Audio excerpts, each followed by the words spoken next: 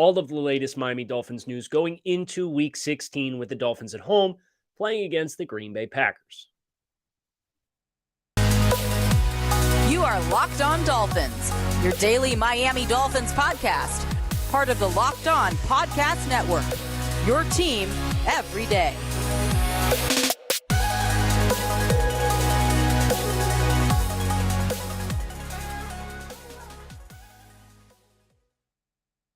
What's going on, Dolphins fans? Kyle Krabs, Locked On Dolphins, your team every day here on the Locked On Network. Today is Friday, December 23rd, 2022, and today's episode is sponsored by BetterHelp. It's not a crisis line. It's not a self-help. It's professional therapy done securely online, available to people worldwide.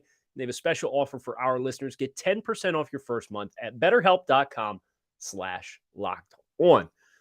Want to thank you guys for making Locked On Dolphins your first Miami Dolphins listen of the day. We're getting out a little late today on a Friday. Wanted to sit down, collect a lot of notes. We got the Pro Bowl to go over.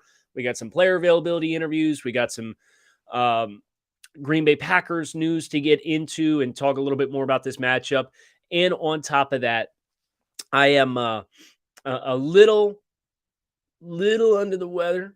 So apologize if you get any sniffs. I will try my best to exercise my mute button to the absolute best of my ability to make sure that you guys get the absolute best Friday podcast that you possibly can. Here on Locked On Dolphins, if you're not familiar with me, the host of the show, Kyle Krabs, lifelong Miami Dolphins fan, the co-founder of the draftnetwork.com, and your host here on Locked On Dolphins. So with that in mind, let's get into all of the latest since we last spoke without Peter Bukowski from Green Bay Packers. So we last talked on Wednesday and then did crossover Thursday yesterday. Peter was great. But there's been some news that's happened since that I want to provide my perspective on, as well as put some cherries on top for talking about this matchup against the Packers. I think any Dolphins discussion that's covering everything that we have covered since last speaking without crossover Thursday on Wednesday, the Pro Bowl votes came in. And the Dolphins had 3 players that were selected to the Pro Bowl. Teron Armstead, offensive tackle, well-deserved. Wide receiver Tyreek Hill, best wide receiver in the AFC, statistically speaking, well-deserved. And ... Xavier Howard. Okay. Xavier Howard nominated to his 4th Pro Bowl.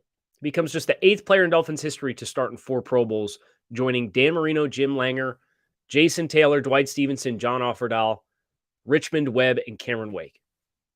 He is just the 10th player in Dolphins history to start 3 consecutive Pro Bowls. This according to the Dolphins media communications staff. So some pretty neat statistics there for Xavier Howard. I'm happy for Xavier, but I think it's pretty telling itself when Xavier, when asked about finding out that he had made the Pro Bowl, said that he was fairly surprised that he made the Pro Bowl. Talked about playing through injuries. Everybody's injured. If you ask anybody, nobody's 100%. I just go out there and try to play to the best of my ability. But admitted that he, to his own standard, had just played okay this season. I think that's fair. Now, I like Teron Armstead. I respect the heck out of Xavier Howard missing 1 game early this season with groins on the injury report and going out and playing. But I would agree that it hasn't been the X that we've come to know and love on the football field.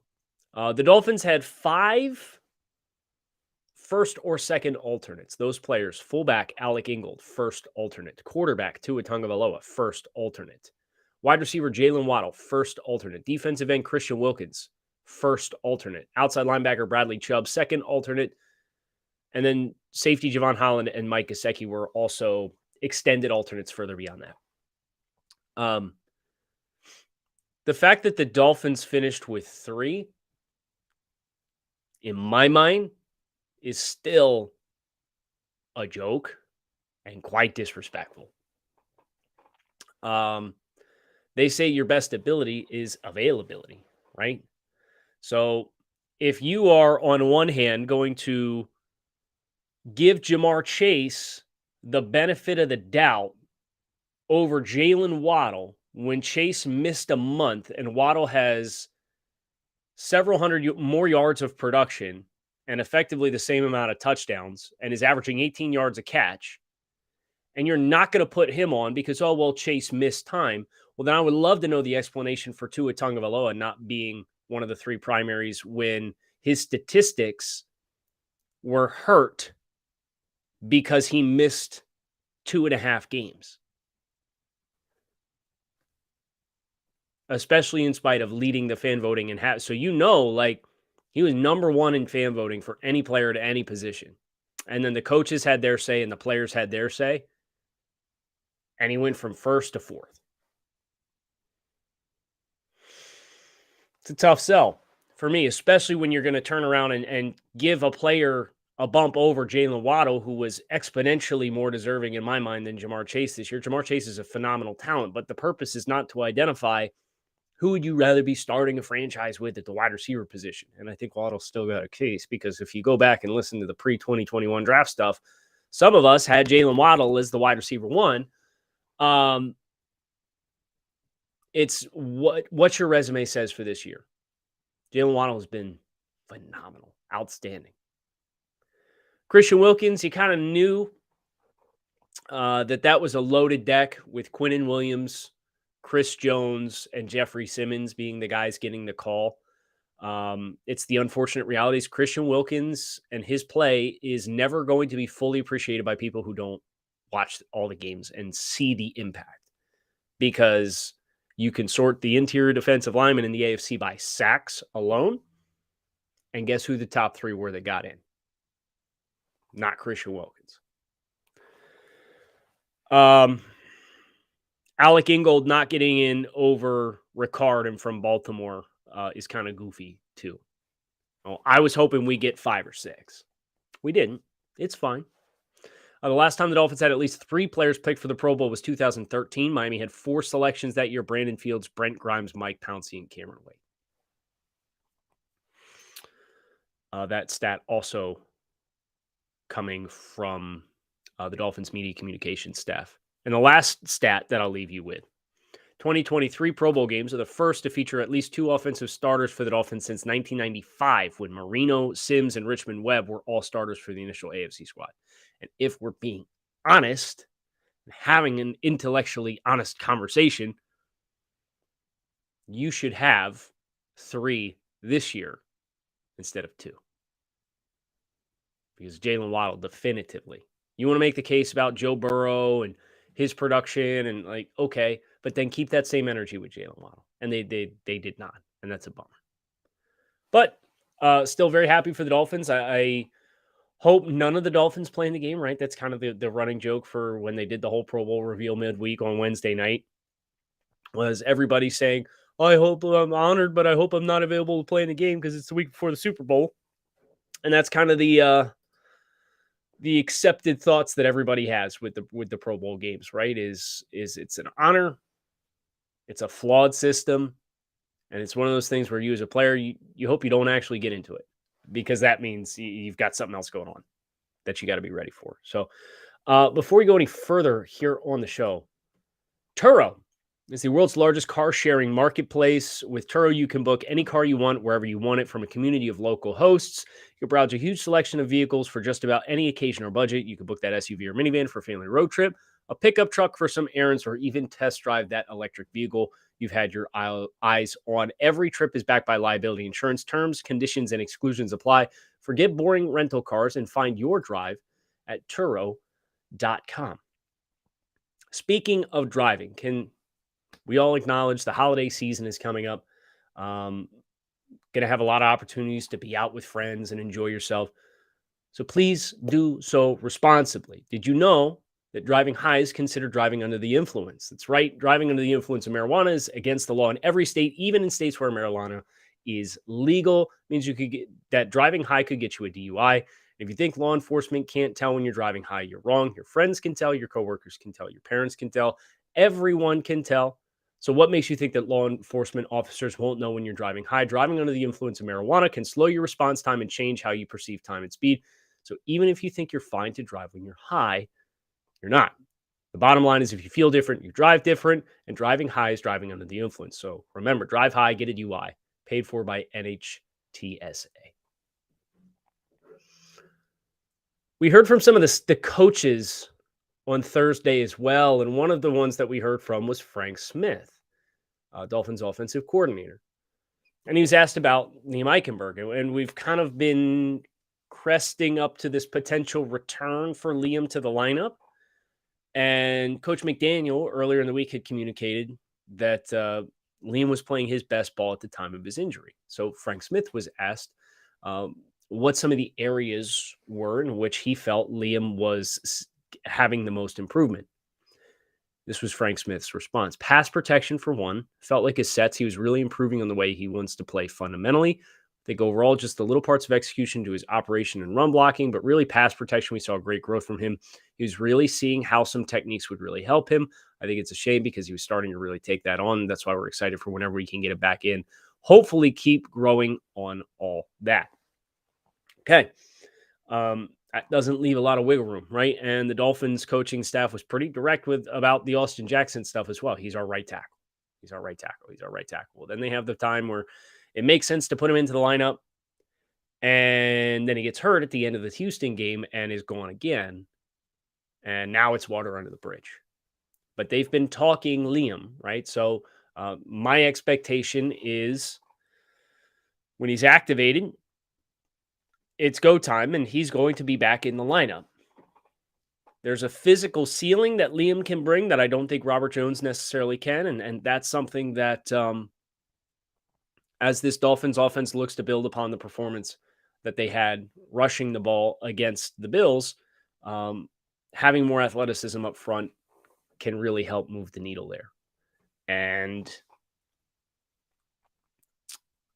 Liam is a big X factor for me over the final however many, like whenever he gets back in the lineup, he's going to be a huge X factor. He's going to be a player I'm watching very closely, not just for the final stretch for hopefully a playoff run, but also we're at the point now where we have a big enough sample size. We're going to have to start asking ourselves some questions about what changes the Dolphins need to make whenever their season ends to be better prepared to go win a Super Bowl next year, which is the goal. It should be the goal. We've moved beyond, we need to rebuild. The conversation has changed definitively based on the way that the Dolphins have played this season. Now, whether or not that they have the opportunity this year or not, that's up to them to go out. Last night with the Jets was a great start because the Dolphins wake up this morning with, I believe, an 81% chance to make the playoffs, according to 538. And here's how it goes from here. If the Dolphins see the Bengals beat the Patriots on Saturday, and then the Dolphins beat the Packers on Sunday, if those two dominoes fall, Miami will walk into Foxborough next weekend in a win and clinch playoff situation. Think about that. Amidst all the stuff, right now, Miami needs the Bengals, who are the hottest team in football, to beat the Patriots, who are one of the least challenging offenses just based on their recent production. I don't want to say anything like outlandish or super disrespectful, but like as Patriots fans, what they think of their offense this year. Going against the Bengals at full strength. If that happens, and then Miami takes care of business on Sunday, and the Dolphins they remain loose. They remain like very excited for this opportunity. They remain confident. You can see it and you can read it and you can hear it in how they're talking and how they're carrying themselves. And law of averages, right, is going to catch up to us at some point here. Law of averages, the Dolphins are a better football team than to lose the 3 games that they lost. They could have very easily won all 3 in different junctures late in the game. So if you have 3 bounces of the ball that don't go your way throughout the course of 3 consecutive games, and you keep the same mentality, you come out and you do what you're supposed to do, those bounces will start coming back your way sooner rather than later. Law of averages. That's why I'm sitting here and I'm not Not losing sleep. I'm on edge, but I'm not losing sleep yet about the Dolphins and the season that they're currently having. And the Jets losing was a big domino against the Jaguars because now the Jets have to play their last 2 games on the road. They're in New York. They got to go to Seattle, and then they got to go to Miami in consecutive weeks to close the season, with Chris Streveler taking over for Zach Wilson as the starting quarterback. Congratulations to Jets fans. Let us know when you're hanging the banner for AFC East second place at the end of week 6.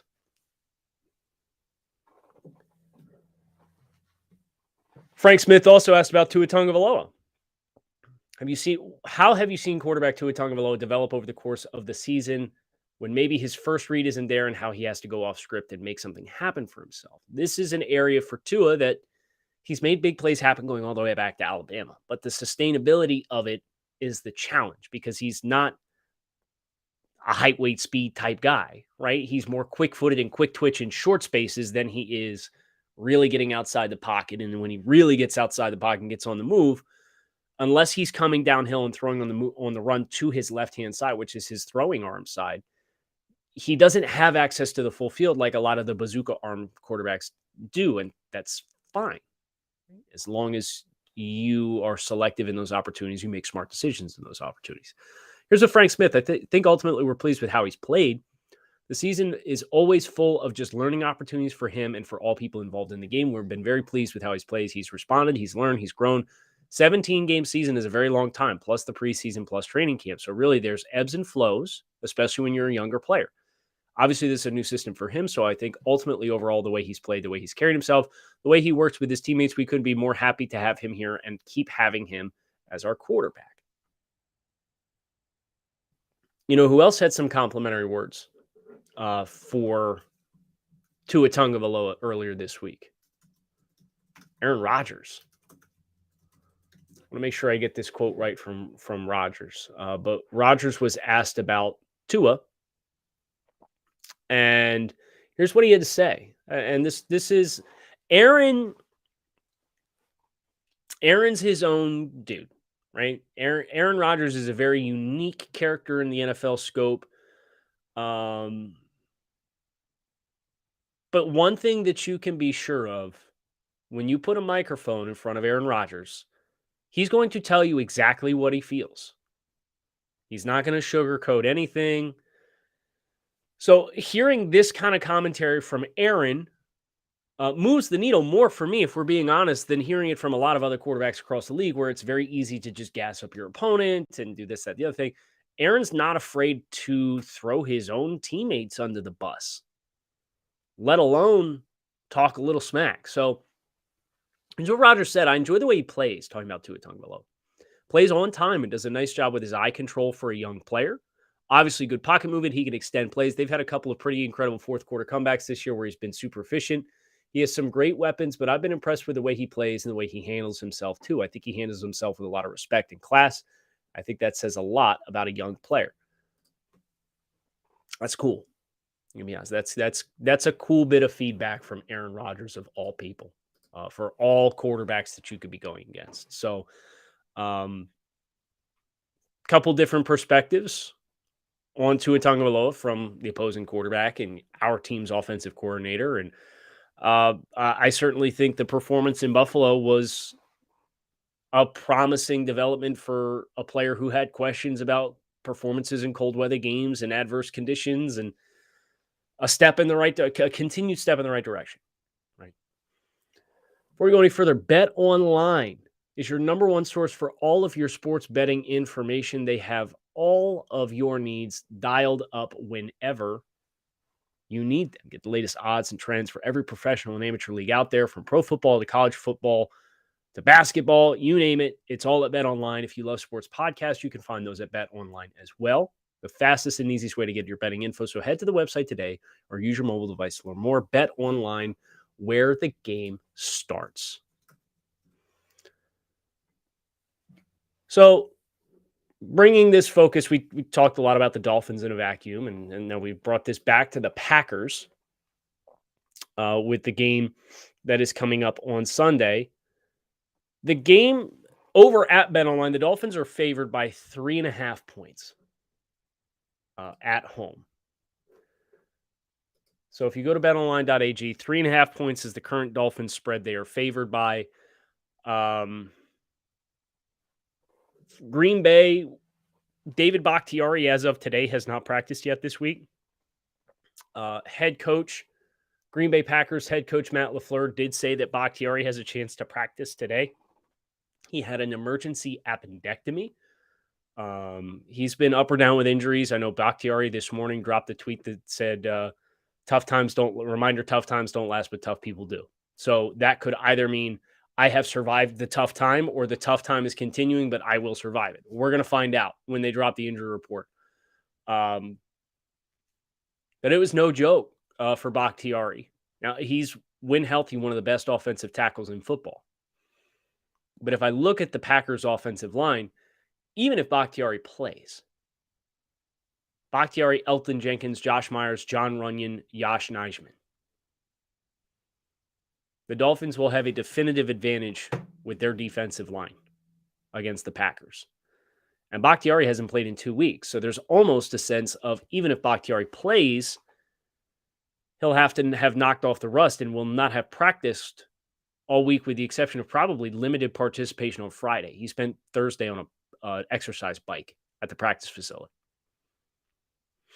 Something to watch. From a matchups perspective with the Packers offense, you're going to need to see, again, it's backs dependent. The Packers, I think if the Packers come out in 2 back sets and they have both Jones and Dillon on the field at the same time, I think that's really where they have they will have the opportunity to challenge the Dolphins' personnel decisions the most. But if it's either Jones or Dillon, I think they leave themselves very little wiggle room to push Miami to get outside of comfortable personnel matchups. Christian Watson is a dynamic player. He's making plays, but he's a young player. If you put Xavier Howard on him for 60 minutes, I would take my chances. And then you have non-athletic matchups like Allen Lazard and Randall Cobb. Lazard's a big body guy, but he's a lethargic route runner. He wins on the vertical stem, and he wins at the catch point. It's not a big separator, though. Randall Cobb, really savvy route runner. Obviously, he's late-stage player for the Packers, got good chemistry with Aaron.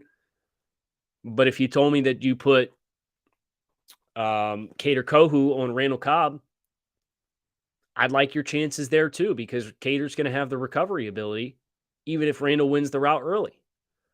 Romeo Doubs is an interesting wild card, how Miami stacks him and plays him. He wins on the vertical plane. He's another vertical plane receiver. He was really good as a 4th-round rookie out of Nevada. He wins down the field. He's pretty one-dimensional as a route runner. You know, who's a corner who I actually think could really have success in that matchup? Noah Benogany. You're going to want to play in his face. He's not going to break off routes against you and snap back down towards the line of scrimmage and create a lot of separation, and that's Noah's weakest part of his game. I like the matchups on the outside, and I like the matchups in the trenches. It's getting the right balance to handle the following 3 players: A.J. Dillon, Aaron Jones, Robert Tonyan. We get Eric Roback, handle Robert Tonyan. The backs are going to tell you what they're going to do. And even if they go tendency breaker, you'll have the right personnel out there. Defensively, I know this was brought up on the Crossover Thursday episode yesterday, but I would hope there's a lot of misdirection. I would hope there's a lot of eye candy for the guys on the perimeter. I think this is the kind of game that you can get back into some of the middle of the field throws. Quay Walker is an impactful player on passing downs, a rookie first-round backer out of Georgia, but he's an impactful player playing downhill as a pressure player. It's where he wins. Kingsley Enagbare on the edge and Preston Smith on the edge. Preston Smith's a good football player, but they're neither one of those guys is quick twitch players. So if you play quick twitch game with the RPO and you're looking to throw over the middle of the field, and you got Devondre Campbell and Quay Walker with Chris Barnes as your top 3 off-ball linebackers, I would expect middle of the field, especially if Darnell Savage, which Peter Bukowski talked about yesterday, he's been relegated out of that free safety spot playing in the middle of the field. Now it's Rudy Ford. And Rudy Ford may be playing good football. Rudy Ford was a good football player at Auburn. Remember him pretty well. But I would be very surprised if this Packers defense has the ability to cut and take away the middle of the field in the same way in which the last 3 opponents did. The 49ers did it because they've got athletic linebackers, and the Dolphins' response was to try and run routes deeper than that and behind it. And it interrupted the timing and the placement and the consistency of staying on schedule offensively. The Chargers did it because they had Asante Samuel Jr. and they had Mike Davis, and they had these corners play up in your face, and they played bracket zone coverage. They cut everything coming across the middle of the field to cap the routes, and you had to consistently get through progressions 1 and 2 to get to 3 or later. Jair Alexander is a good corner. Rasul Douglas is a good corner. But they're Keyshawn Nixon in the slot against Jalen Waddle and Tyreek Hill. Like, I just think, Tua, I'll give Tua credit against Buffalo. He was not afraid to throw at Tre'Davious White. Tre'Davious White, when healthy, is like a top 5 corner in football. Tua's not going to shy away from throwing to his guys because he trusts his guys.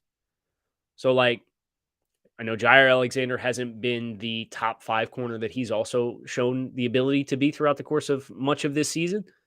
Jair's not had the highest ceiling play for him in the same way that Xavier Howard hasn't had his highest ceiling play this season as well.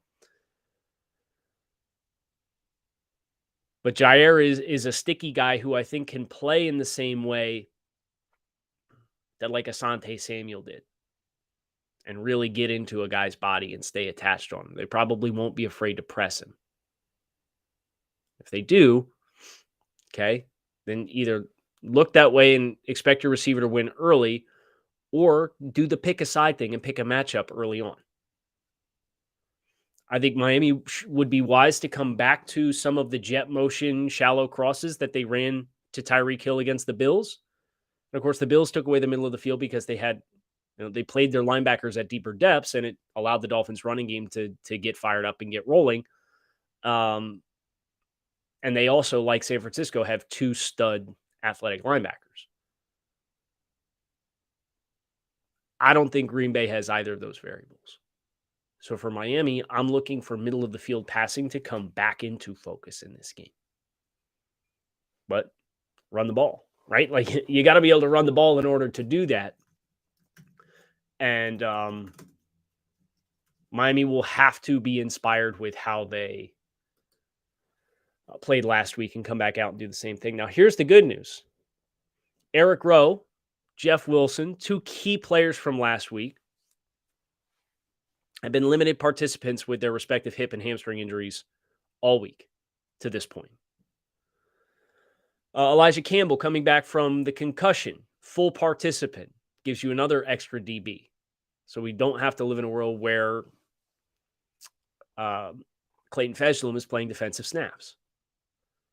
Javon Holland back to a limited participation with the neck stinger that he had. The only 2 guys who have not practiced on either day this week are Teron Armstead and River Craycraft. Craycraft with the calf and Teron with his litany of injuries. But you know he gonna play. He gonna play. And that's why I made the Pro Bowl.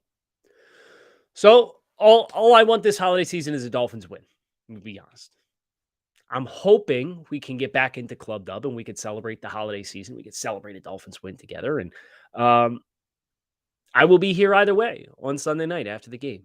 We will have a podcast on Sunday night recapping everything that happened. So I'm looking forward to touching base with all of you after that and hopefully getting back into Club Dub for the first time in quite some time, which would be an excellent way to start this final stretch of the 2022 regular season. I'm Kyle Krabs. Thanks for checking out Locked On Dolphins. Fins up. Keep it locked in right here on Locked On Dolphins, your team every day. Make it a great rest of your weekend. Enjoy yourselves. Everybody stay safe. Everybody have